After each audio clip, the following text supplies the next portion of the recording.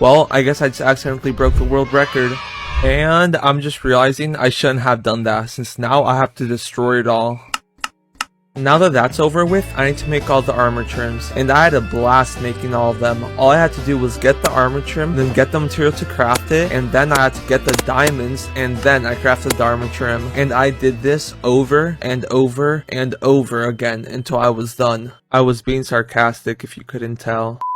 Anyways, now that I got the trims, I can finally start getting the actual armor, starting with leather, which I could actually get really easily since I already have a stockpile of leather from my piglin bartering farm. So let's just take some of this and turn it all into armor. Then let's put as many armor trims with as many different colors as possible on the armor. And finally, let's put the armor on the stand. And as you can see, I'm still missing about half the colors. You see, to actually get the colors, you need different types of ores, and the only ores I had on hand were gold, redstone, emerald, iron, diamonds, and quartz, meaning I'm still missing 4. So let's start getting the rest of the ores. The first one being copper, which I could just mine for and then smelt it. The second one being lapis, which is actually traded by villagers. The next one is amethyst, which only spawns within geodes. Also, if you didn't know, amethyst actually grows out of these budding amethyst blocks. And finally, the last material I need is netherite ingots, and for these I'm just going to reuse some of the ancient debris from the tunnel bore.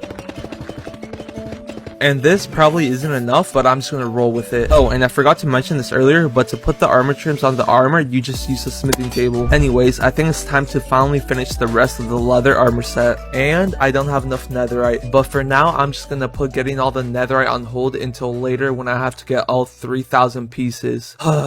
That's gonna be so much fun. Anyways, whose idea was it to give us the ability to put netherite on armor as a decoration? It's really expensive and it doesn't even look good compared to the diamond variant. Anyways, I think it's time to move on to the chainmail armor, which can only be obtained from killing mobs, or at least I thought so, but apparently villagers traded chainmail armor, so let's make a simple villager trading hall. Next, let's trap all these villagers and make them work for the rest of their lives. Then let's get some emeralds from my raid farm, and finally let's scam these villagers by only paying 1 emerald per piece of armor. And now that I got all the chainmail, let's set up another display.